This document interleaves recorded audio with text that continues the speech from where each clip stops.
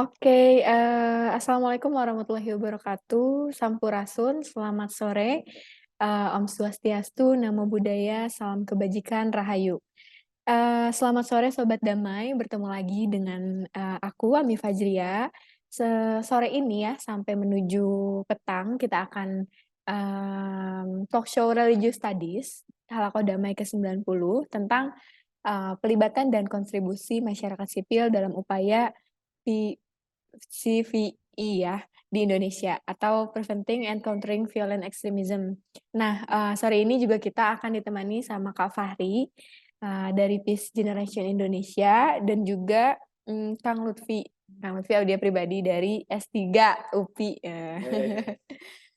Oke, sebelum itu mungkin aku akan menyebutkan dulu ya beberapa kemitraan yang terjalin gitu selama Halaqah Damai ada ini. Di antaranya ada Program Integritas Terbuka RSCJ Indonesia, Fakultas Filsafat Universitas Katolik Parahyangan, Prodi Studi Agama-Agama S1, S2, dan S3 UIN Sunan Gunung Jati Bandung, CPCRS Fakultas Filsafat Universitas Parahyangan, Sinesofia Fakultas Filsafat Universitas Parahyangan, Young Interfaith Peacemaker Community Jawa Barat, dan juga Jakarta Rup.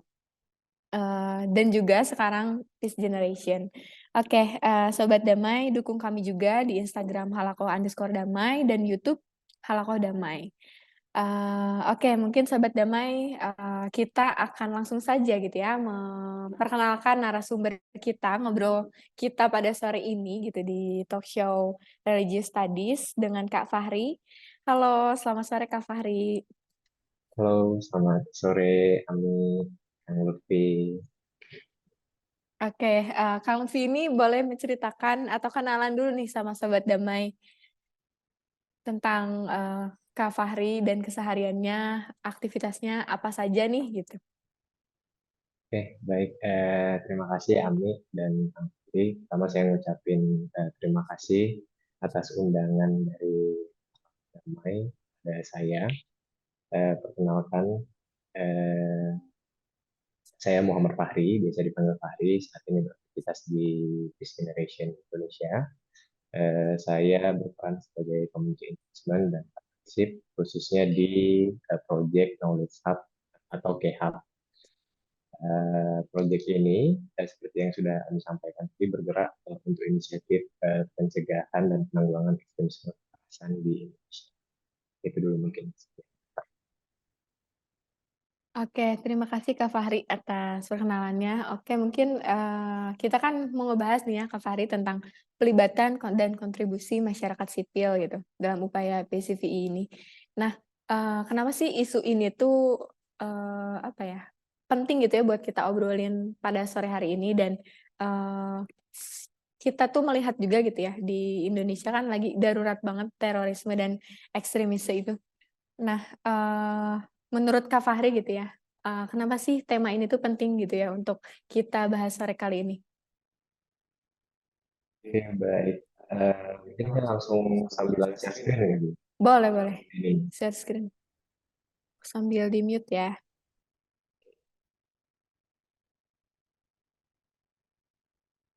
Oke, sudah online ya share screen.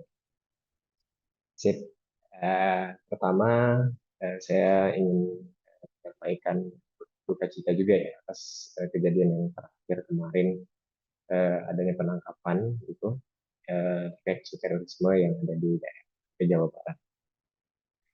Kemudian lanjut ke pertanyaan Ami tadi, mana sih sebetulnya masyarakat sipil itu terlibat dan mengapa penting terlibat? Nah, saya coba rangkum itu secara singkat landasan dan kenapa sih masyarakat sipil juga dilibatkan dalam pencegahan dan penanggulangan ekstremisme berbasis kekerasan yang mengarah pada terorisme di Indonesia. Nah, jadi tahun 2021 itu Presiden Republik Indonesia itu mengesahkan sebuah rancangan aksi nasional. Karena aksi nasional ini bertujuan untuk mengolaborasikan inisiatif pencegahan dan penanggulangan ekstremisme kekerasan di Indonesia. Nah, berangkat dari itu, pemerintah melalui Rancangan Aksi Nasional itu melibatkan masyarakat sipil dalam implementasinya. Jadi waktu itu Kepala BNPT mengeluarkan surat keputusan untuk pembentukan kelompok kerja tematis. Nah, kelompok kerja tematis ini kemudian memiliki 7 fokus, yaitu pengaruh utamaan gender, perlindungan saksi dan pemenuhan hak korban, pelibatan pemuda, komunikasi strategis, kesiapsiagaan nasional, rehabilitasi dan reintegrasi, termasuk juga deradikalisasi. Terus yang terakhir adalah hukum dan perlindungan hak asasi manusia. Nah, sejauh ini di SK tersebut sudah ada 36 organisasi masyarakat sipil yang tergabung, tapi tidak hanya terbatas pada 36 organisasi masyarakat sipil juga. Misalnya seperti agenda hari ini, tentu saja ini merupakan praktik baik gitu ya, inisiatif masyarakat sipil untuk mengenal dan mencegah ekstremisme kekerasan. Nah, berangkat dari adanya peran pemerintah tadi yang diturunkan pada SK yang membentuk kelompok kerja tematis, kita bersama pemerintah itu mengampanyekan pendekatan whole of government and whole of society approach. Artinya keseluruhan dari pemerintah dan keseluruhan dari masyarakat sipil juga.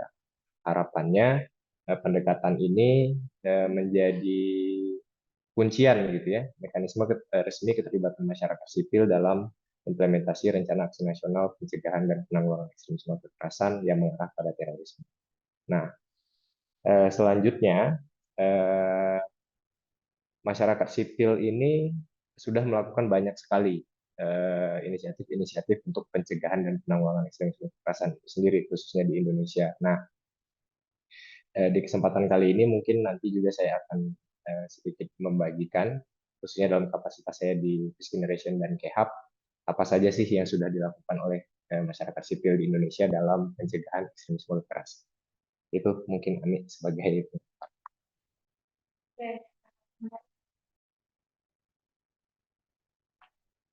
Oke, Sobat Damai dan Kak Fahri, menarik banget ya. Waktu tahun 2021 ya pemerintah mengeluarkan gitu ya RAN-PE tentang pencegahan dan penanggulangan ekstremisme. Memang mungkin pada implementasinya gitu ya agak sulit juga gitu untuk menjaga ini gitu ya. Karena walaupun udah berbagai upaya dilakukan dan kelompok kerja tematis dan sebagainya sudah dilakukan, tapi kan kita mungkin nggak bisa gitu ya menanggulangi dan menghadang itu semua gitu. Kalau misalnya kita nggak bekerja bersama-sama. Oke, Kak Fahri, boleh dilanjut aja mungkin slide-nya? Atau Kang Lutfi, ada tanggapan? Oh ya, lanjut. Mungkin pertama kali saya melihat dan bertemu bersama dengan Kang Fahri, dan yang paling utama mungkin saya mengucapkan terima kasih Kang Fahri udah bisa mampir di rumah kita sendiri. Dan terima kasih telah bisa dan telah menyempatkan di di banyak agendanya Kang Fahri. Pasti mungkin ya, pasti Kang Fahri bukan orang yang diam karena pasti hidup. Pasti hidup. Setiap orang hidup itu kan berkegiatan, dan alhamdulillah mudah-mudahan mungkin pertemuan ini menjadi awal yang baik Kang. Mungkin dari saya mah ya dicukupkan sekian lah. Jadi saya ditutupkan, ya, saya pamit. Oke, jadi Kang Pari itu ucapan terima kasih, dan mudah-mudahan tidak kapok bisa datang kembali ya nanti media yang kita akan share ke YouTube juga. Tidak pernah merasa puas, supaya terus mengundang Kang Pari terus untuk share, untuk sharing, untuk berdiskusi. Dan kami juga di Harapan Damai ingin membuka space Kang ya untuk mendengarkan banyak aspirasi gitu. Jadi jangan lupa komen, subscribe di YouTube di Harapan Damai, juga follow IG kami, Instagram kami di Halapan Damai. Nanti ketemu dengan Ami sama yang lainnya. Oke, terima kasih. Oke, aku juga jadi keingetan. Mungkin pembahasan ini tuh emang jadi apa ya namanya, jarang gitu ya dibahas di halaqah damai, terutama tentang ekstremisme atau terorisme, kekerasan gitu. Mungkin dulu Fazia, fokusnya ngebahas di isu ekstremisme atau kekerasan gitu ya. Cuma, makanya aku ingin menghadirkan lagi gitu ya, ini tuh Baru gitu ya. wajah baru dan tema-tema yang baru gitu. Bosan, udah bosan ke Padia itu. Enggak gitu, bukan gitu. Enggak, kan dulu Fazia kan suka ngebahas tentang ekstremisme kekerasan gitu atau misalnya kekerasan dan konflik gitu ya yang ada di kondisi beragama di Indonesia gitu. Nah, mungkin udah lama gitu kan, udah nggak ngebahas lagi tentang ini. Mungkin kita belakangan ini fokus ngebahas tentang bahas film atau kayak toleransi pluralisme gitu ya. Mungkin ini juga jadi hal yang menarik juga gitu kan untuk dibahas karena Jadi sebenarnya kan kali ini itu udah ada pembahasan itu. Saya akan mm, mencoba ini kan menjaga perasaan supaya tidak dipotong air bulan. aduh itu nanti ya dibahas ya. Oke, boleh lanjut aja deh. Gimana kan Hari? Ya, Kita mulai dari mana nih? oke. Pertama saya mau mengapresiasi juga gitu ya teman-teman halaqah damai. Sebetulnya secara metode untuk aktivitas pencegahan dan penanggulangan ekstremisme kekerasan ini memang harus dilakukan dari ragam metode. Di Indonesia nih ya? Iya, di Indonesia. Secara global juga begitu. Tapi saya bersyukur terutama di daerah Jawa Barat gitu ya, kita mengapresiasi juga termasuk teman-teman halaqah damai yang memulai misalnya dengan kampanye perdamaian itu melalui diskusi film ataupun diskusi gender keberagaman seperti yang sudah dilakukan dia juga misalnya dengan ya diskusi secara akademik gitu ya di ruang-ruang akademik. Tapi artinya itu adalah ragam metode yang harus kita apresiasi dan secara sosial masyarakat yang diintervensi, metode-metode itu lebih bisa diterima daripada kita hanya diskusi terbuka yang secara akademis dan kaku. Terus kemudian kedua, tadi apa pertanyaannya? Saya lupa yang kedua. Apa gitu? Pertanyaan Ami. Sorry, apa lagi yang dilakukan di masyarakat sipil? Gitu. Iya. Ya, menyambung tadi seperti yang teman-teman Damai juga ada jaringan-jaringan yang lain khususnya di Jawa Barat seperti Jakartarup juga yang aktif gitu ya, menjalankan perannya sebagai organisasi masyarakat sipil untuk mempertemukan orang-orang dengan masuk. Kita meyakini pertemuan gitu kontak teori antara orang yang berlatar belakang berbeda ini sangatlah penting karena atas dasar pertemuan itulah mereka bisa mengubah persepsi ataupun ya praduga-praduga yang sering kali muncul. Nah, melanjutkan yang sudah saya tampilkan di layar. Di kesempatan ini saya ingin menggunakan sebuah outlook gitu ya, riset yang dari Generation, yaitu kayak produksi baru-baru ini. Outlook ini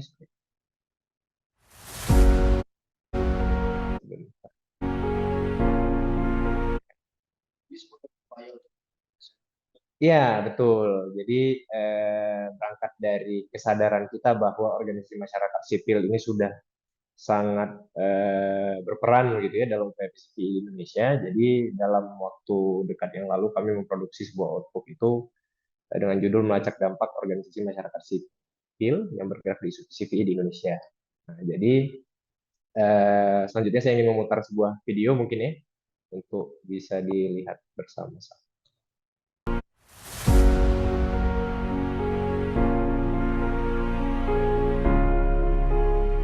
Tahukah kamu, dalam 3 tahun terakhir, 81 organisasi masyarakat sipil berhasil menginisiasi 448 program Bina Damai di Indonesia. 8 dari 10 inisiatif Bina Damai tersebut merupakan inisiatif pencegahan.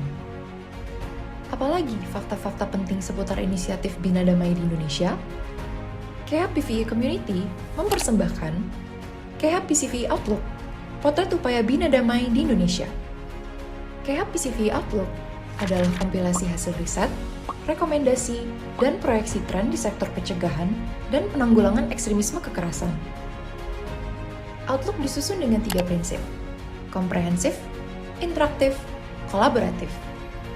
Tahun ini, edisi pertama KHAP PCVI Outlook akan bertajuk Melacak Dampak Organisasi Masyarakat Sipil PCVI di Indonesia.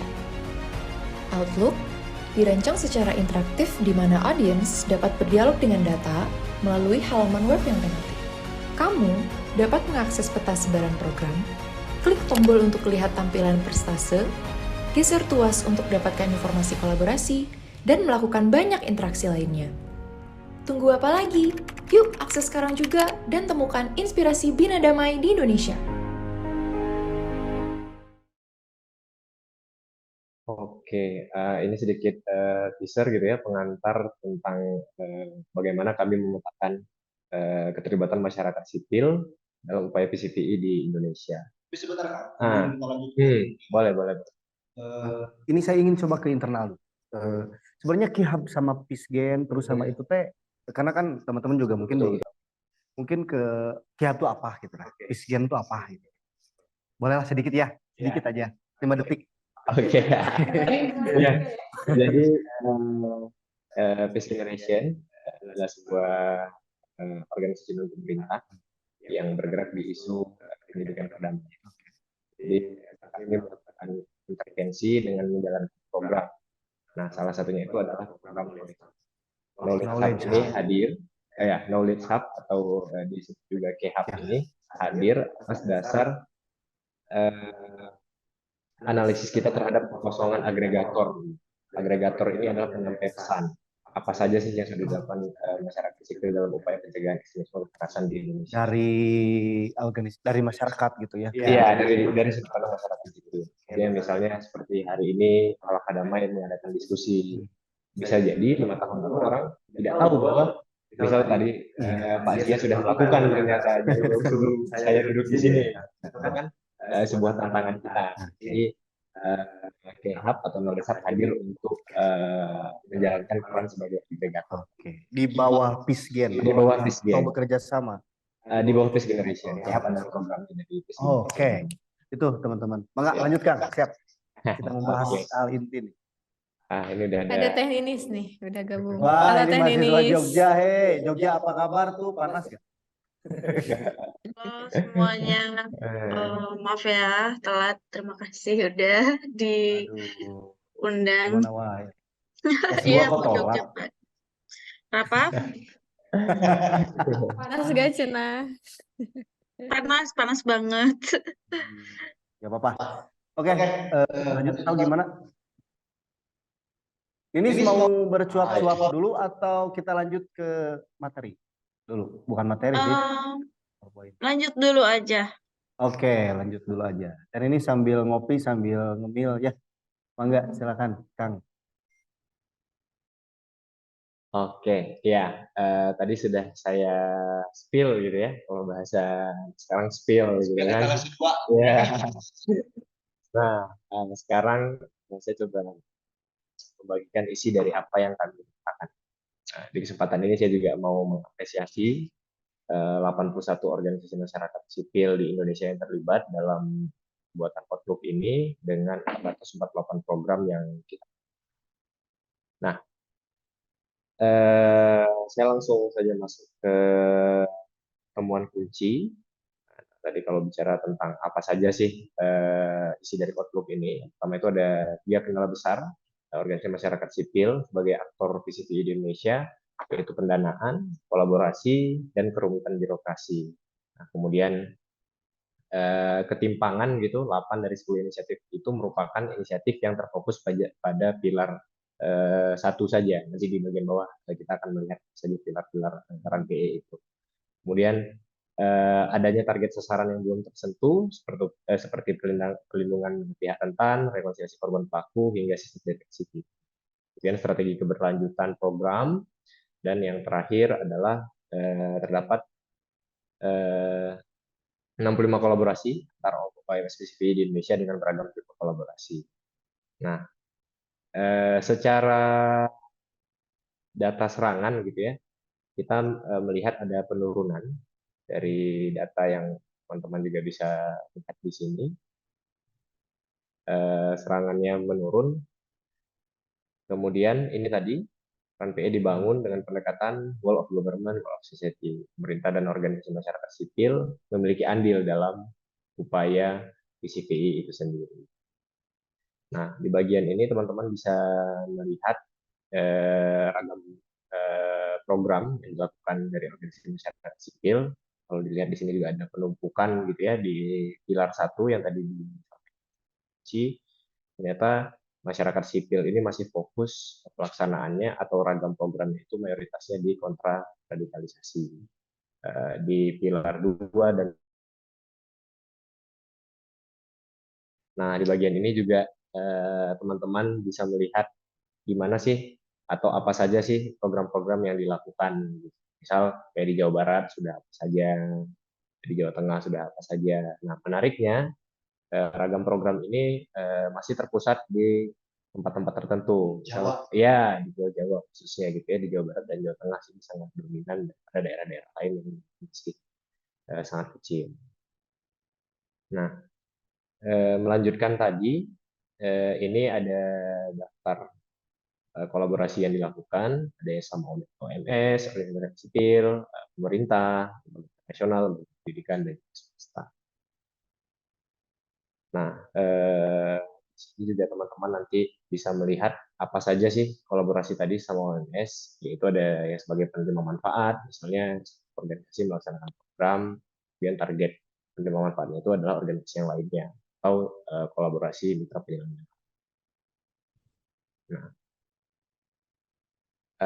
di sini juga kami menampilkan highlight gitu ya, apa sih kira-kira program inisiatif PCPI di Indonesia yang bisa kita jadikan praktik baik. Ada 3, itu pendampingan ekonomi ex kapiter, program kontra narasi taruh.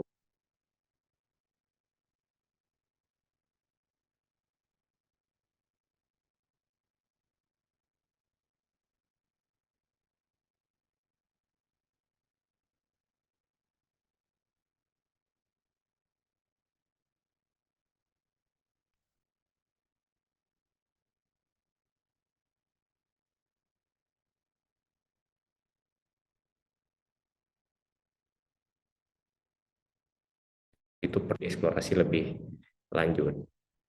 Kemudian dibutuhkan pemetaan strategis tentang ranah sorenya terputus ya. Iya. Iya, ininya kiprah OMS dan pemerintah dalam perspektif rancangan aksi nasional pencegahan dan penanggulangan ekstremisme, kolaborasi yang berkesinambungan antara pemerintah dan organisasi masyarakat sipil, diperlukan perencanaan program berdasarkan asesmen kebutuhan hingga monitoring dan evaluasi dalam jangka waktu tertentu, dan pelibatan partisipasi aktif tentunya. Dan yang terakhir, untuk mendapatkan hasil yang berdampak dari setiap program yang dijalankan, setiap organisasi masyarakat sipil perlu mempertimbangkan 3 hal penting dalam menjalankan program. Pertama itu kebutuhan penerima manfaat, keberlanjutan program, serta proses evaluasi berkala secara terukur, terstruktur, dan berkala. Nah, di kesempatan ini saya juga ingin menyampaikan bahwa ini tidak kami produksi sendiri gitu ya. Ada aksi baik eksternal penelitinya dari Laboratorium Psikologi Politik UI, juga ada teman-teman dari Peace Generation dan KHAP yang terlibat dari perancangan, outlook, dan juga tampilan interaktif ini bekerja sama dengan tim IT dari Invia. Mungkin saya ingin berhenti di situ dulu. Ini bisa diakses di web ya? Bisa. Yang tadi di video itu disentuh Ya, hub.id. Oke, ini jadi teman-teman sobat damai dimanapun teman-teman berada. Jadi ini adalah salah satu tawaran atau mungkin salah satu outlook atau data gitu ya, metadata gitu ya, di mana KHAB atau PISGEN melalui teman-teman yang bergabung di KHAB ini ingin coba memperkenalkan atau ingin mengkomunikasikan, berarti masih ada gitu ya, masih ada sebenarnya perhatian kepada isu-isu yang hari ini di Indonesia pasti agak sedikit ramai dibahas. Apalagi tahun ini juga tahun yang agak sedikit panas gitu ya. Panasnya karena global warming. Iya, lagi musim panas dan musim alada, tapi ya terlepas dari itu ya, alhamdulillah sebenarnya ada beberapa teman-teman yang paham dan teman-teman juga tidak bekerja sendiri. Tadi banyak sekali yang berkolaborasi untuk eh, bisa memberikan dampak baik ya dan memperhatikan sebenarnya atau melacak dampak sejauh mana sebenarnya masyarakat sipil. Karena pada dasarnya masyarakat sipil ini, civil society kita bilang civil society ini kadang suaranya juga agak lembut kan, mode senyap gitu. Jadi perlu adanya apa ya sebut batu loncatan ya, untuk mengkomunikasikan tersebut. Nah, hal tentang organisasi masyarakat sipil ini saya pahami bahwa apa ya digiring kepada organisasi masyarakat yang kita kenal banyak di Indonesia gitu ya. Apalagi peran-perannya. Kita sebut aja organisasi masyarakat yang hak yang syah dan tidak dibubarkan oleh pemerintah ya. Kita anggap Nahdlatul Ulama, Muhammadiyah gitu ya kebanyakan, dan hal itu juga seharusnya juga ini yang jadi pertanyaan saya gitu kan. Sebenarnya peran ormas ini ya atau OMS ini sebenarnya menjadi wadah aspirasi gitu, aspirasi masyarakat umum atau gitu ya, atau yang masuk ke dalamnya gitu teh khususnya gitu. Nah nanti mungkin bisa dibahas oleh Kang Fahri, dan ada nggak dari teknis yang ingin ditambahkan? Eh, ya, makasih. Ini aku sebelum mulai juga kemarin malam baca ya gitu artikelnya, dan menurutku aku menarik gitu ya karena reportnya itu meskipun ini di website tapi sangat dihimpun dengan detail gitu. Tuh, ramai Hmm, menarik gitu kayak film. mm-mm. Maksudnya itu kenapa? Karena secara akademik ini bisa dikaji gitu ya, karena dia mencatut banyak sitasi gitu. Itu yang aku suka. Tapi ada beberapa hal yang kayaknya ini aku masih belum paham gitu loh, Fahri. Oh ya ya, Fahri dari MPRK gitu ya, dari CRCS. eh tapi hari ini aku tidak di sana. Enggak, hari ini baru pulang. Aku baru pulang. Kayaknya isu tentang radikalisme, ekstremisme, kekerasan juga kayaknya sekarang lagi nggak heboh gitu ya, nggak happening gitu. Karena sekarang orang-orang kayaknya lagi fokus sama isu yang lain gitu. Tapi sebetulnya gitu dari data yang tadi dihimpun oleh tim K-Hub dan juga Peacegen, kenapa sih gitu? Apa yang melatar belakangi yang sebetulnya serangan dari terorisme ini, radikalisme juga berkurang, tapi kenapa efeknya kok gede gitu? Apa yang melatar belakangi itu gitu? Efek Itu dulu efek kali ya. Semoga nyambung. nyambung nyambung lah. Nanti disambung-sambungin lah. Bisa lah ya. Ya.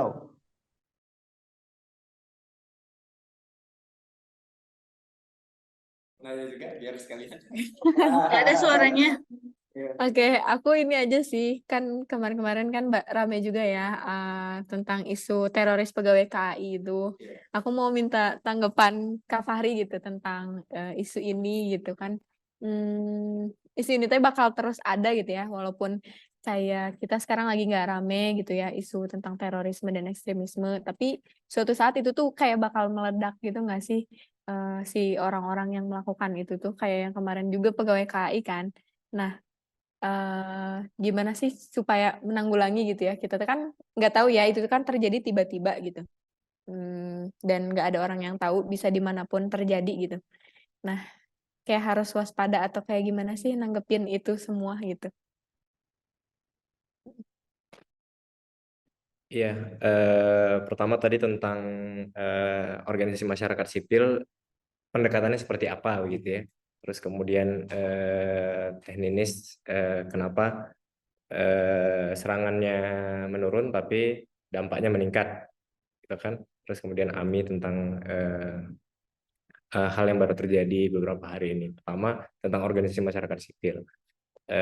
Saya sebagai individu juga menyadari bahwa memang dalam berorganisasi, organisasi apapun itu tentu kita berlandaskan kepentingan. Nah, jadi berangkat dari sana, saya tidak ingin melihatnya sebagai hitam dan putih begitu ya Kang. Hanya misal organisasi A bertujuan untuk dinilai baik dari sebagian orang ataupun tidak di sebagian orang lain atau dan seterusnya gitu. Tapi pada kesempatan ini dan khususnya dalam praktik pencegahan ekstremisme kekerasan di Indonesia, saya melihat bahwa memang organisasi masyarakat sipil ini juga memiliki komitmen untuk menjadikan Indonesia yang damai gitu. Nah, polanya seperti apa? Tentu saja sama halnya seperti inisiatif-inisiatif yang dilakukan oleh Halakah Damai ini. Misal Halakah Damai berperan dengan membuka ruang dialog yang juga bisa disaksikan oleh banyak orang gitu, ataupun dengan pertemuan, dengan diskusi, atau dari teman-teman Peace Generation menjalankan program, kita ada pelatihan begitu ya, yang dalam waktu dekat juga akan berkolaborasi dengan Universitas Parahyangan untuk studi perdamaian dan filsafat gitu. Juga ada juga organisasi lain yang bergerak dengan keunggulan dan kenyamanannya masing-masing. Misal dari teman-teman NU aktif di jaringan kepemudaan Gus Duriannya, mereka menggerakkan massa itu. Terus di Muhammadiyah juga dengan lembaga-lembaga risetnya memproduksi sebetulnya ternyata semangat perdamaian itu lebih besar daripada kekerasan gitu. Dengan tujuan yang sama tapi dengan pendekatan yang berbeda-beda. Itu untuk hal-hal yang dilakukan oleh organisasi masyarakat sipil. Dan saya lebih cenderung mendorong kita untuk melihat yang positifnya tadi, karena memang tidak menutup diri juga. Memang organisasi masyarakat sipil ini karena sifatnya demokratis gitu, kadang ada hal-hal yang kita berbeda pendapat, tapi tentu itu yang harus kita syukuri juga, karena perbedaan pendapat tadilah masyarakat kita harapannya lebih bisa kritis. Itu mungkin Kang untuk yang apa saja sih kira-kira yang dilakukan oleh masyarakat sipil. Terus kedua, dari Teh Ninis, iya betul Teh, itu secara penurunan signifikan terjadi gitu dari jumlah serangannya di data kita itu. Tapi ternyata efeknya itu meningkat gitu ya, menurun, namun rata-rata jumlah kematiannya itu meningkat 2 kali lipat. Nah, ini kita kutip dari Global Terrorism Database yang based on riset juga mereka gitu ya.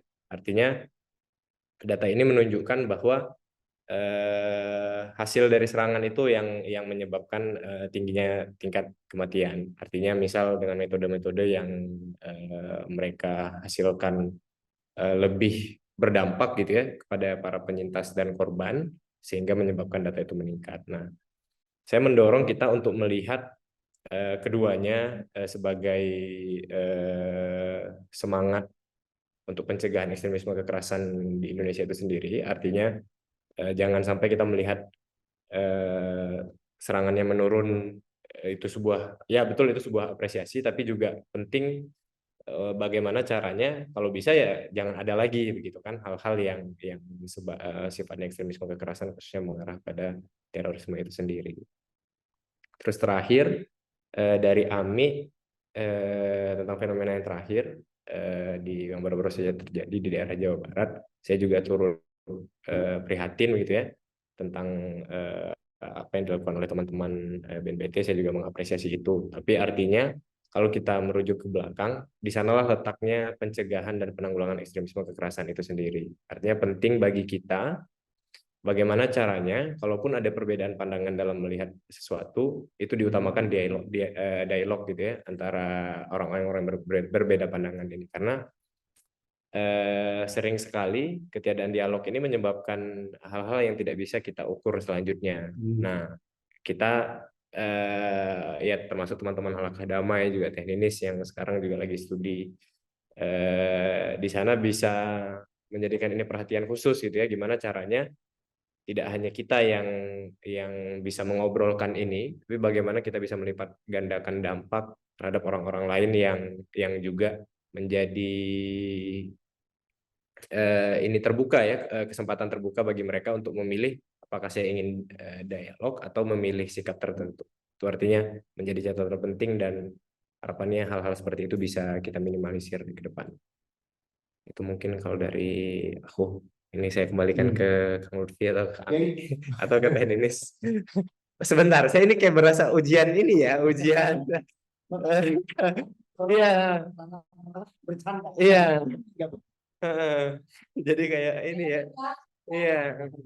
Ya, Saya- biasanya kita Iya. datang ke sini kan biasanya gini. Eh, Jadi, oh, kita kalau di mana?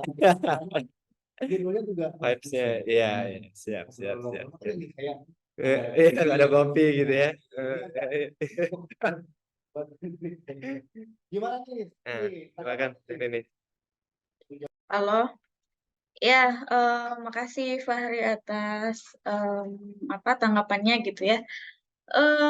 Kenapa sih aku menanyakan itu gitu? Karena apakah ini ada kaitannya gitu dengan teknologi kita yang semakin canggih gitu, atau memang propagandanya semakin strong gitu, kayak semakin misalkan ya gitu, misalkan mereka menggunakan propaganda, oh ya semakin kamu apa istilahnya ya kalau pakai bahasa kasarnya itu kayak semakin kamu melukai banyak orang, semakin tinggi gitu, apa, surga yang akan kamu dapatkan, misalkan kayak gitu, atau semakin tinggi derajat kamu di hadapan Tuhan, atau apa gitu.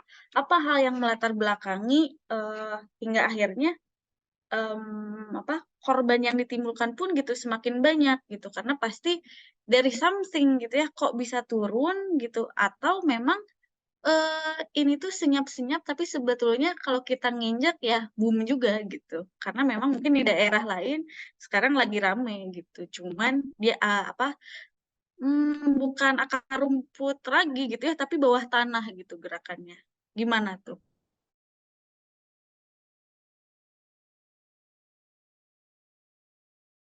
Eh, Benar-benar ini ya, apa pendekatan akademis gitu, teknis.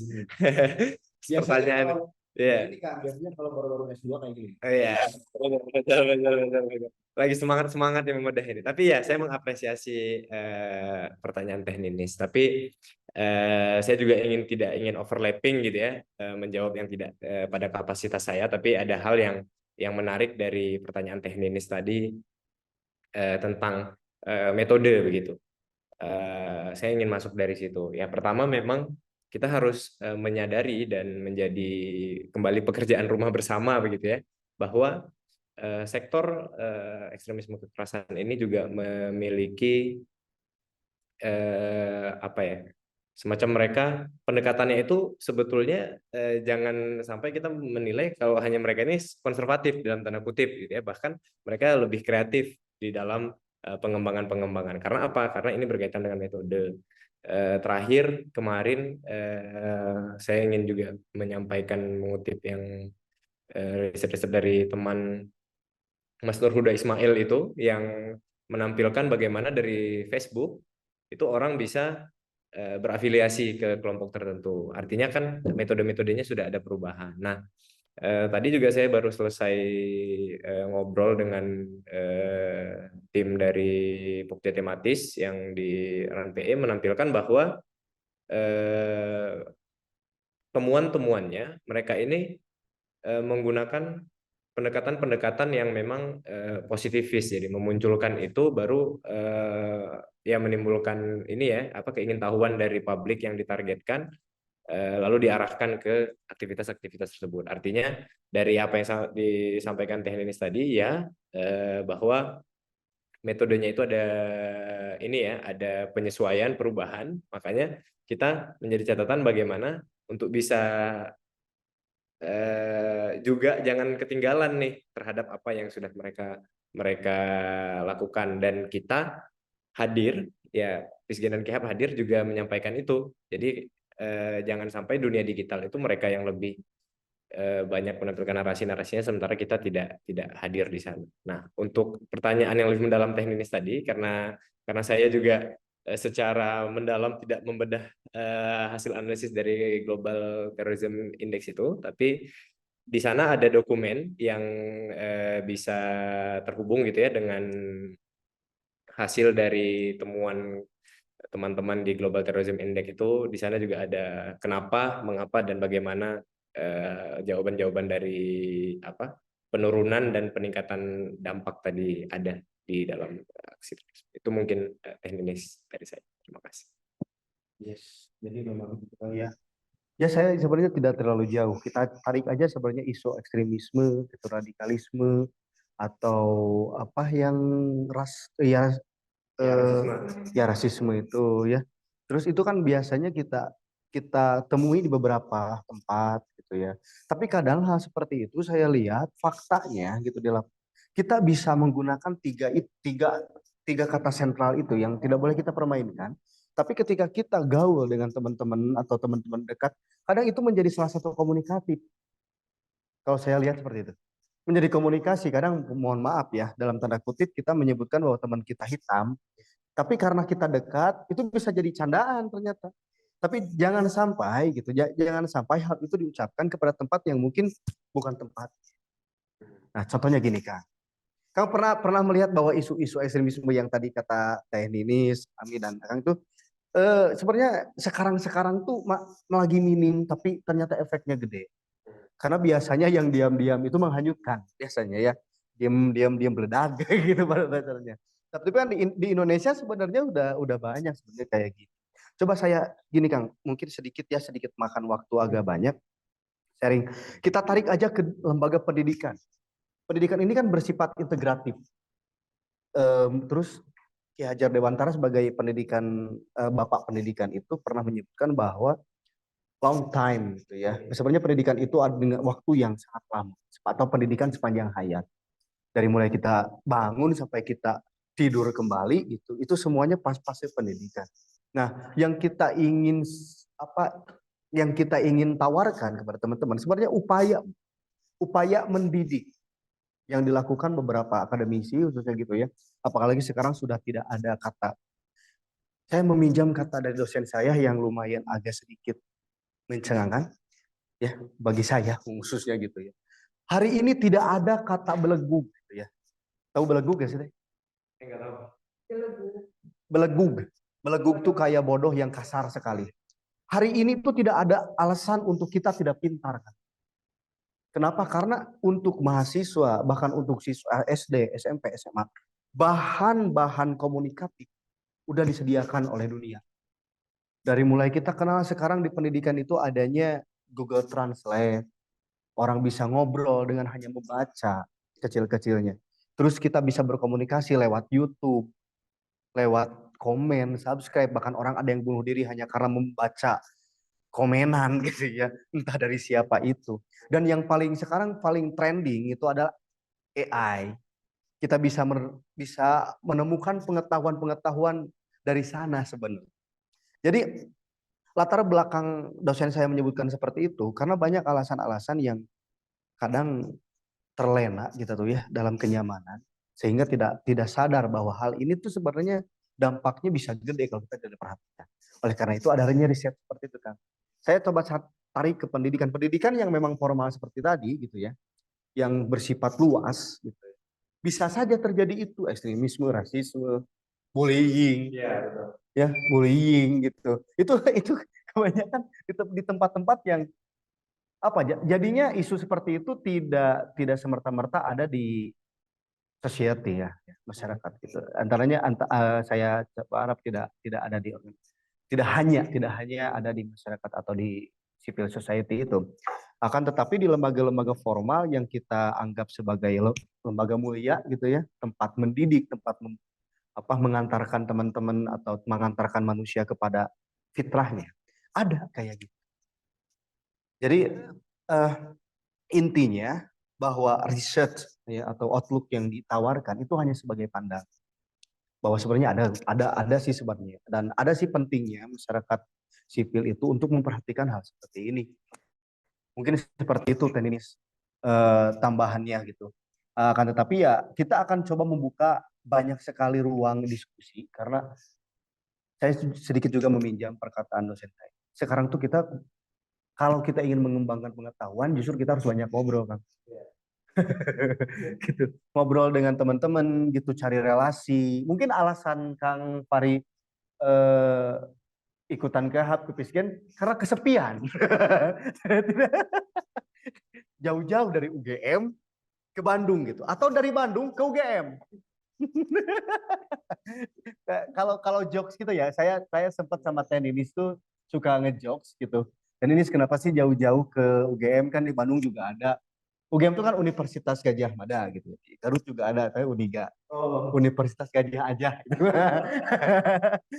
Itu jokes-jokes saya dengan itu. Kenapa nggak di sana lebih dekat dan lebih bisa ngobrol gitu. Tapi ya mungkin karena qadarullah saya ini ke sana gitu ya. Dan mudah-mudahan sukses juga nanti kembali lagi, dan jangan lupa jangan sampai terlalu betah di sana tenis ya. Kita ada di sini loh teman-teman kamu loh. Dari nol loh kita menemanimu loh. Wow. Gitu. Gitu. Jadi Belum juga seminggu cenah cek si Teh intinya saya ingin coba membuli. Enggak, Maaf aku tidak terbuli ya, maaf. Enggak ya, jadi emang obrolan-obrolan sama tenis itu kayak gitu. Tapi saya mengucapkan selamat ke tenis kan sebelumnya ya. Di luar dari konteks ini, selamat dan mudah-mudahan betah sesuai atau lulus tepat waktu. Jangan offset, nanti di kartu merah tenis ya, jangan offset ya. Nanti nggak dibayarin. Ya intinya seperti gitu Kang. Jadi kalau kita tarik ke beberapa perspektif kan pasti ada kepentingan, tadi kata Akangnya. Setiap ormas juga mempunyai penglihatannya gitu. Karena itu dah. Nah mungkin gini Kang, adanya Outlook ini apa sih sebenarnya harapan Akang gitu? Adanya Outlook ini atau kegiatan KHAB ini apa sih harapan? Ya, terima kasih Kang Lutfi tambahan dan elaborasinya. Saya setuju. Tadi saya juga ingin merespon, misalnya di sektor pendidikan kita kan sekarang punya istilah 3 dosa besar pendidikan itu kan kekerasan, intoleransi, dan perundungan. Kalau kita tarik lagi, ya itu bisa menjadi salah satu penyebabnya aktivitas ekstremisme kekerasan mengarah kepada terorisme. Kemudian harapan dari apa yang kami lakukan untuk pemetaan organisasi masyarakat sipil melalui Outlook ini adalah yang pertama, ini bisa menjadi landasan organisasi masyarakat sipil dan masyarakat sipil lainnya untuk melihat apa saja sih sebetulnya yang dilakukan atau yang sudah dilakukan oleh OMS yang PCVI di Indonesia. Misal kayak teman-teman di Langkah Damai juga bisa menjadikan Outlook ini sebagai landasan gitu. Misal di Jawa Barat program apa yang sudah dilakukan, kemudian apa yang belum dilakukan, kemudian apa yang bisa dikolaborasikan. Nah, Outlook ini hadir untuk membantu itu.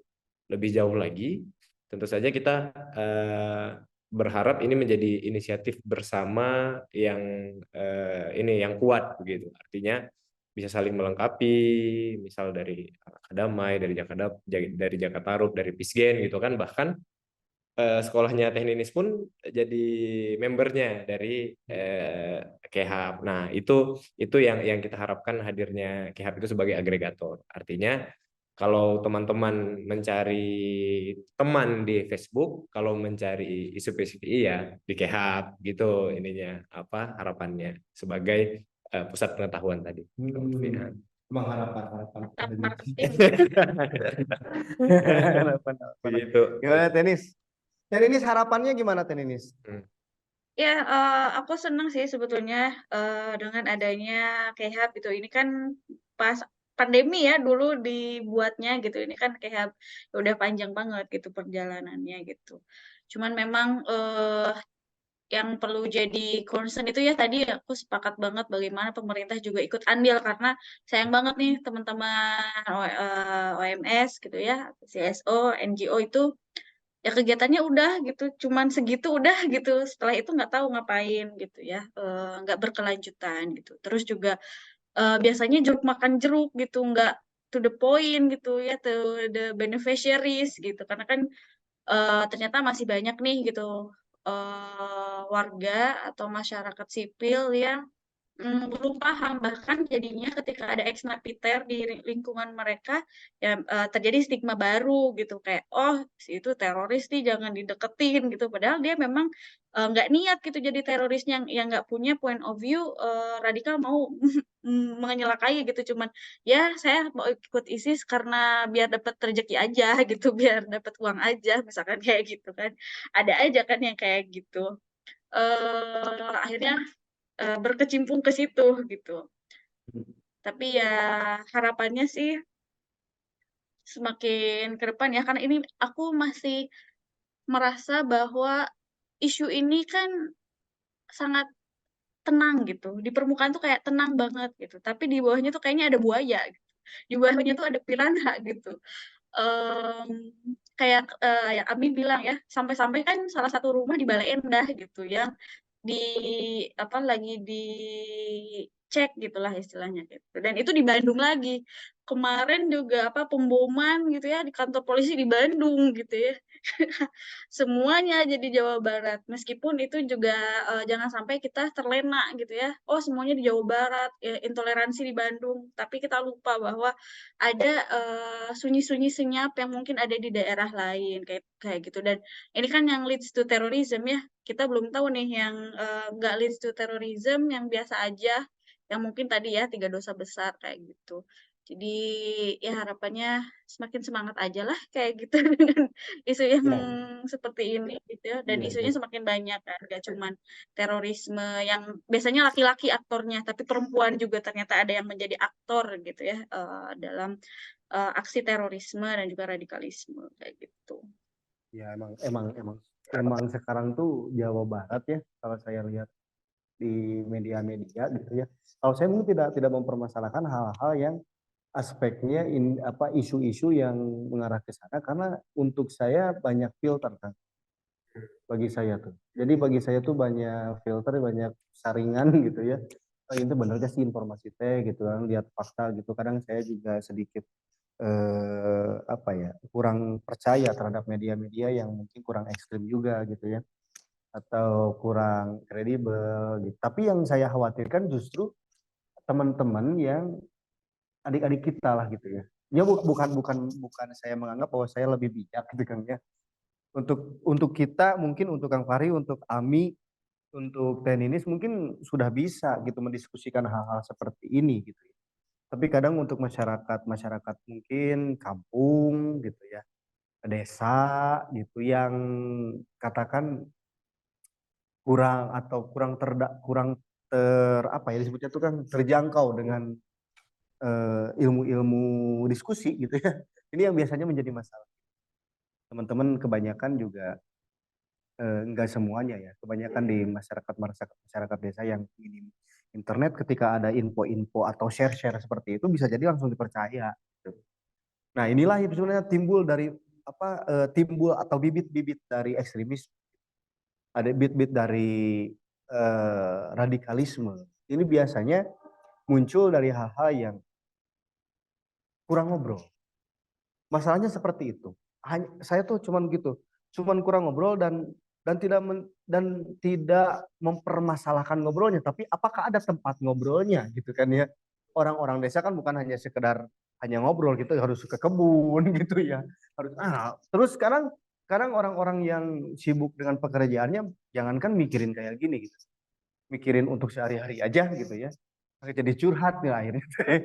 Udahlah gitu. Tapi ini adalah salah satu terobosan baik sebagai upaya, dan jangan sampai hal ini juga tidak diperhatikan gitu, baik oleh pemerintah gitu ya. Tadi kata Teninis, dari kitanya gitu ya. Sedangkan upaya kita untuk tetap ngobrol itu malah jadi minim gitu. Jadi teman-teman sobat damai dimanapun teman-teman berada juga, hal-hal aspek kayak seperti ini sebenarnya harus banyak diperhatikan, Ami. Jadi banyak hal-hal yang ditemukan. Mungkin saya ngobrol seperti ini juga bisa karena saya ngobrol gitu kan ya. Nggak selamanya saya baca buku gitu. Karena saya baca buku tuh rajin sebenarnya Kang, sampai berdebu di lemari teh saking nggak pernah dibuka lemarinya. Gitu. Tapi ya insight atau informasi yang nyampe kepada kita itu lebih awet karena ngobrol atau karena mendengar. Saya pernah sempat mendengar bahwa kata psikologi gitu ya, informasi yang kuat dalam ingatan itu ada informasi yang sampai kepada telinga, bukan apa yang dilihat mata, biasanya seperti itu. Karena yang dilihat mata tuh kadang mudah dilupakan. Cinta juga seperti itu, Teh Ninis. Cinta teh pada pandangan pertama itu teh bohong, Teh Ninis itu teh. Ya gitu kan, Fahri. Gimana Teh Ami, apakah ada yang ingin disampaikan atau aku tadi ini sedikit gitu ya tentang Kang Lutfi tadi menanggapi soal kondisi di mana mungkin kayak ngebedain masyarakat kota dan masyarakat desa gitu. Mohon maaf tidak membedakan. Ini Enggak, maksudnya seperti apa ya? Aku lihat gitu ya. contoh ini mah. Contoh ya. Tapi itu tuh jadi hal yang menurut aku kompleks juga gitu ya. Soalnya kemarin kan aku juga abis nonton gitu ya dari filmnya Mas Encu yang CRCSUGM tentang indigenous gitu ya, tentang masyarakat desa atau masyarakat adat gitu. Nah, yang sering dijadikan masalah di sini tuh masyarakat kota yang selalu membedakan masyarakat desa dan masyarakat kota tuh menjadi dua kubu yang sangat berbeda gitu. Jadi misalnya tuh kayak tadi Kang Lutfi bilang gitu ya, masyarakat desa tuh sangat jauh gitu ya. Maksudnya sangat jauh dari kebiasaan mereka berdialog, kebiasaan mereka pinter gitu ya. Mungkin di sisi lain tuh kata Pak Encu tuh mereka udah dari sananya begitu gitu dan seharusnya yang kita lakukan adalah belajar dan bukan malah membedakan dan saling memberi gap gitu ya, ada masyarakat kota dan desa gitu. Tapi ya mereka terlahir emang seperti itu gitu. Jadi emang ini tuh dua hal yang berbeda dan nggak bisa kita tuh harus kampanye juga gini ke desa nih supaya mereka tuh tahu isu ini gitu. Ya. Tapi kan di sisi lain jauh dari itu mereka tuh udah jadi coba Khas di mute. gitu ya. Udah apa ya? Udah aman, udah toleran gitu ya. Bahkan jauh sebelum masyarakat kota masuk ke desa gitu. Kayak beberapa contoh gitu ya, beberapa kasus gitu. Banyak gitu ya kekerasan atau ekstremisme itu terjadi tuh di wilayah perkotaan bahkan atau contoh-contoh praktik baik toleransi bahkan adanya di masyarakat desa gitu yang bahkan mereka tuh nggak tahu gitu ini tuh teori apa gitu ya dan harus kayak gimana mempraktikannya tapi mereka tuh udah secara alamiah dan naluriah gitu ya bersikap seperti itu gitu sama masyarakatnya gitu. Gitu jadi kemarin tuh aku dapat insight baru gitu ya kalau misalnya emang dua masyarakat ini tuh dua hal yang sangat berbeda dan misalnya kita mau bikin kemajuan gitu ya untuk di desa ya maksudnya ya pada umumnya gitu ya bukan dengan cara misalnya merasa superior atau inferior di sisi lain gitu tapi semuanya adalah sama gitu sama rata dan setara gitu sih aku nanggepin itu aja sih Kang Lutfi dan Ya. mungkin ya gitu ya tadi kata Teh Ninis kita kan nggak akan pernah tahu gitu ya apa yang terjadi di bawah tanah gitu ya, atau di bawah laut mungkin ada hiu ada buaya gitu ya yang bisa aja tiba-tiba muncul ke permukaan gitu. Jadi seenggaknya kita juga harus terus gitu ya melakukan praktik-praktik baik kayak di Halakodamai, Pisgen dan Jakartarup gitu ya kata Kak Fahri tadi bilang apapun gitu ya yang terjadi apalagi di Indonesia ini kan emang benar-benar banyak gitu ya dan daerahnya tuh kepisah-pisah jauh gitu. Kata Kang Wawan, Indonesia tuh negara yang kompleks banget gitu karena si kepulauannya tuh bener-bener apa ya jauh banget gitu. Nah ini tuh jadi PR yang berat gitu buat kita menyatukan seluruh pulau ini tuh yang sangat luas menjadi satu pikiran gitu ya untuk perdamaian gitu. Itu tuh merupakan PR yang berat gitu kata Kang Wawan. Gitu. Tapi dengan adanya itu mungkin kita bisa saling satu suara gitu ya, sama-sama di Indonesia. Gitu sih. Teh Ninis gimana? Tadi juga Teh Ninis raise hand. Oh iya, nggak tadi yang di masyarakat desa gitu ya, ya memang sebetulnya sekarang juga udah nggak ada perbedaan gitu ya karena di desa juga udah mulai banyak yang mengenal teknologi gitu. Sampai-sampai ya ini contohnya contoh kecil gitu ya. Yang paling dekat itu di rumah aku, nenek aku usianya udah mau 70 tahun itu udah tahu snack video gitu. Jadi di informasi-informasi di situ yang kayaknya tadi kan kita udah ngobrol ya bagaimana digital literasi juga penting gitu untuk anak muda gitu ya, untuk masyarakat sipil. Ternyata masyarakat sipil ini juga termasuk nenek aku kayaknya gitu, yang nenek-nenek ini. Karena ketika dia, beda generasi ya, maksudnya kita ini udah terpapar, "Oh, gini nih, ketika ada hal yang seperti kita harus kritis gitu menghadapi ini," gitu. Tapi kalau generasi nenek-nenek kan, "Ah, ini Iya betul, misalkan kayak gitu dan spreading gitu ya, dan itu kan sesuatu hal yang dari luar gitu. Sepakat dengan apa yang Ami bilang sebetulnya Indonesia itu kan, back to the root-nya mah sebenarnya mereka itu udah toleran gitu dari dulu. Cuman karena ada isu-isu, ada propaganda dari luar yang akhirnya mereka tuh berubah gitu, berubah aliran gitu ya, ke hal-hal yang, akan membuat mereka, "Ah, iya nih aliran ini kayak gini nih, aliran ini tuh gini, masjid yang ini gini, gereja yang ini gini," gitu, yang akhirnya juga itu leading to, apa, ekstremism gitu ya, violence dan lain sebagainya. Itu sih, jadi mau nambahin aja. Jadi mungkin PR-nya kalau misalkan tim Peace Gen ini ke anak muda banget dengan media kreatif, wah kayaknya perlu ya, media kreatif untuk gen Nenek-nenek gitu ya. gen nenek-nenek, eee, bude-bude kita, uak-uak Iya. kita gitu ya, biar Tapi mereka juga mengklarifikasi sebenarnya Teh. Jadi sebenarnya tadi saya sedang menerangkan bagaimana informasi itu didapat. Dengan segala hormat saya tidak membeda-bedakan sebenarnya. Saya tidak membeda-bedakan keadaan gitu ya. Ya, saya juga orang desa gitu ya yang akhirnya dipaksa untuk jadi milenial. Dipaksa untuk karena ya kebanyakan berkomunikasi juga. Nah ini masalahnya. Ketika saya masuk ke kota dan lama di kota gitu ya, kita sebut saja Bandung kota ya. Karena teman-teman juga kalau di desa, walaupun dia mau berangkat ke Bala Endah, teh dia nyebutnya ke Bandung. Gitu. Padahal di Bandung itu kan luas gitu kan ya. Gitu. Ya saya tadi kalau nggak salah gitu ya, kalau nggak salah saya sedang menerangkan bagaimana sebenarnya informasi yang disampaikan kadang itu agak sedikit jeda gitu atau loading gitu ya. Sedangkan kita di kota saja udah ngomongin AI, ngomongin bagaimana membuat eh, aplikasi gitu ya, bagaimana membuat kapal gitu ya. Nah, mungkin agak sedikit kesananya mah cuman baru nyampe aplikasi snack videonya. Baru snack video tuh cuman kita lihat informasi-informasi kayak gitu kayak sekarang kan Toktik gitu ya. Toktik itu kan menjadi sarana untuk mengaspirasikan. Sebelum ada Toktik dulu juga ada buku diari, Kang.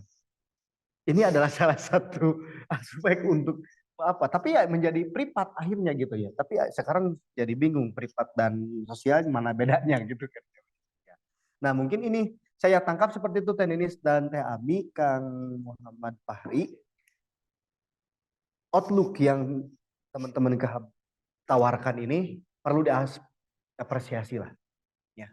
Perlu diperbanyak dan perlu juga ya mungkin karena ada di website perlu juga banyak diakses dan diketahui sebagai apa ya sebagai satu pengetahuan dan sebagai harapan juga namanya juga Outlook ya. Outlook teh apa artinya tadi ini bahasa Inggrisnya Outlook teh? waktu itu keluar lebih itu melihat, dari melihat keluar kali ya. Gitu. Terus saya jelasin, takutnya beda konsep, beda apa, konteks gitu. Ini mah secara definitif Outlook teh melihat keluar gitu lah atau throw in melempar ke dalam gitu ya karena kita bola itu keluar harus dilempar lagi ke dalam gitu akhirnya menjadi salah satu kepentingan juga dan harapan terbaik mungkin yang Kehab juga yang Fisgen dan mungkin kita sebagai masyarakat juga adalah kontinuitas Kang ya ada juga andil besar atau upaya kembali gitu ya atau ada upaya kembali untuk apa ya untuk memperkenalkan bahwa pentingnya pendidikan perdamaian pendidikan kekhasan karena tadi Ami saya sepakat dengan Ami bahwa sebetulnya ini Indonesia itu dengan luasnya pulau tuh di sana tuh ada tuh.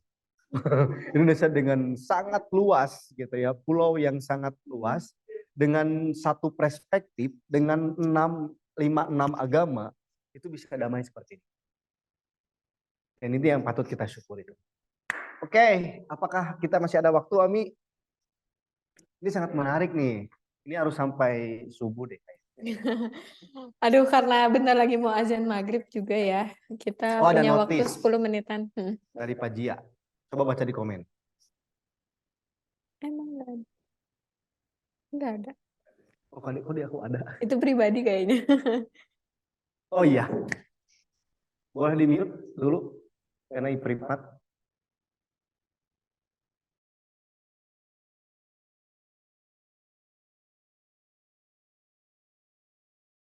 Oke, Teh Ninis kan dengerin. Nah, kasihan. Barusan ngomongin Teh Ninis. Ya nggak apa-apa aku mah.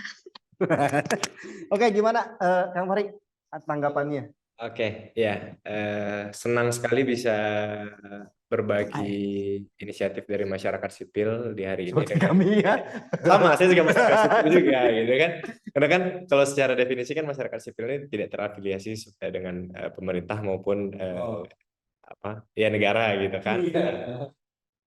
Jadi, ya, jadi ini sebuah kehormatan bagi kami, saya dan juga tim KEHAP juga Bisgen, gitu kan, mendapatkan apresiasi dan feedback. Kemudian untuk tentang keberlanjutan, tentu saja Kang, sampai 2024 kita akan memproduksi beberapa outlook lagi. Yang selanjutnya ini juga tentang pemetaan modul yang PCVI, juga nanti inisiatif-inisiatif di masyarakat sipil yang tentunya juga nanti teman-teman Halakah Damai bisa terlibat di dalamnya untuk berdiskusi, mengenal dan berjejaring dengan organisasi-organisasi ini. Tentu saja karena memang perdamaian itu banyak ruangnya. Nah, salah satu inilah inisiatif kita untuk mencapai damai itu. Nah, kalau misal tadi sama saya juga mengapresiasi bagaimana teman-teman terbuka mendiskusikan perbedaan pendapat, gitu kan, kayak Kang Lutfi tadi menyampaikan pendapatnya, Ami juga menyampaikan pendapatnya, ya begitulah seharusnya dialog itu ada, ya kan? Karena sebagian yang lain atau bahkan Teh Ninis, gitu kan, sebagian yang lain setelah ini misalnya WA Teh Ninis diblokir, gitu kan, saya berbeda pendapat dengan Teh Ninis. Nah, hal-hal seperti itu yang kita dorong. Ya jadi gitu Kang. Jadi sebenarnya saya coba tarik sebenarnya ke perbedaan itu karena sebenarnya sekarang perbedaan itu selalu menjadi alasan untuk mengakhiri hubungan aja ya. Saya putus karena kita udah beda. Ya emang harus beda. Memang harus beda. Gitu. Jadi dikhawatirkan perbedaan ini menjadi alergi lah gitu. Iya, begitu Ami dan Kang Lutfi. Mungkin ini sekaligus penutup kali ya. Dari saya nanti silakan Ami dan Kang Lutfi maupun Teh Ninis. Ya, saya mengapresiasi, saya juga mendorong inisiatif bersama gitu ya, kolaborasi. Begitupun kami merasa terhormat hadir di sini. Harapannya juga teman-teman jika nanti ada undangan dari kita juga bisa berhadir gitu kan. Atau lebih jauh lagi apa yang bisa kita kolaborasikan. Karena inisiatif masyarakat sipil ini kalau hanya sendiri itu tidak memberikan efek apa-apa gitu. Nah, kolektif bersama inilah yang kita harapkan bisa kita jaga. Nah, itu sama yang terakhir, tentu saja kami mengapresiasi kegiatan ini. Semoga Halakah Damai terus bisa memberikan, mencerahkan semangat-semangat perdamaian kepada masyarakat luas. Amin. Iya. Ya, makanya tadi ada kendala. Benar. Sehingga tadi Kang Fahri menawarkan bagaimana kolaborasi di sana. Tapi alhamdulillah kita bisa bertemu gitu di tempat dan di waktu yang direncanakan pasti ini Pak ya, pasti direncanakan. Jadi kalau ormas itu kan organisasi masyarakat kan. Kalau kitanya sendiri gimana? Gitu ya. Tapi ya terima kasih juga sebenarnya apresiasi juga dan Teh Ninis yang selalu menemani kita berdiskusi, Ami dan Teh Gina yang sedang di Tasik ya. Mudah-mudahan teman-teman juga pada sehat dan Kang Fahri juga tidak kapok untuk kita ngobrol kembali Kang. Mungkin hari ini di sini atau minggu depan kita ke sana. Benar ya, kita ke sana atau nanti Ami yang ke sana aja, Ami aja Bang ya. Kita Ya. nyamperin Teh Ninis aja gimana? Sekalian studi. Kayaknya kita harus ke Jogja untuk ini ya. Kita akan coba ajukan ya ke program manajer kami ya. Oke, mungkin dari saya dicukupkan sekian Kang. Dari saya dan terima kasih kembali untuk semua teman-teman Sobat Damai yang mampir di channel YouTube kami. Mudah-mudahan pengetahuan hari ini tidak titik di sini, tapi ada garis baru akhirnya gitu ya. Ada garis baru akhirnya. Dan terima kasih kepada Ninis yang menyempatkan waktunya di sela kesibukannya. Saya Ami juga dan teman-teman juga Pak Jia semua. Dari saya diucapkan kesekian. Assalamualaikum warahmatullahi wabarakatuh. Kang Fahri, saya mah pamit undur diri. Oke, makasih Kang Lutfi. Mungkin kita ke Teh Ninis dulu kali ya. Teh Ninis untuk menutup kegiatan hari ini dan terima kasih juga sebelumnya Kak Fahri udah menyempatkan waktunya gitu ya sharing-sharing di Halakah Damai dan Teh Ninis juga. Mungkin Teh Ninis bisa langsung aja closing ya, closing untuk pertemuan kita sore ini.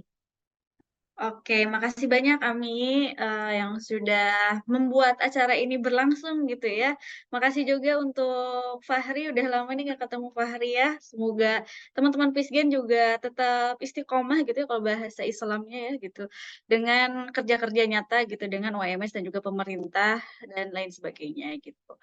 Pastinya ya ini tadi kita sudah himpun bahwa pekerjaan ini bukan pekerjaan Pisgen aja, bukan pekerjaan Halako Damai aja, tapi pekerjaan kita semua gitu. Jadi semoga kita bisa semakin maju ke depan untuk menyongsong khususnya pilkada gitu ya, pemilu 2024 dengan semakin damai kayak gitu. Terima kasih sekali lagi Kang Lutfi yang sudah join juga ya pada sore hari ini, yang pastinya selalu hadir gitu dalam kesempatan-kesempatan yang ada. Oke, sekian. Terima kasih kepada semua sahabat Dama yang sudah join pada sore hari ini, yang juga menonton di kanal YouTube kita. Yang pastinya kegiatan ini juga berlangsung atas kerjasama dari RSCJ, Integritas Terbuka, Universitas Katolik Parahyangan, Fakultas Filsafat Universitas Parahyangan, Sipikres, UIN Bandung, YIPC Bandung, Jakarta Rup, dan juga Peace Generation Indonesia.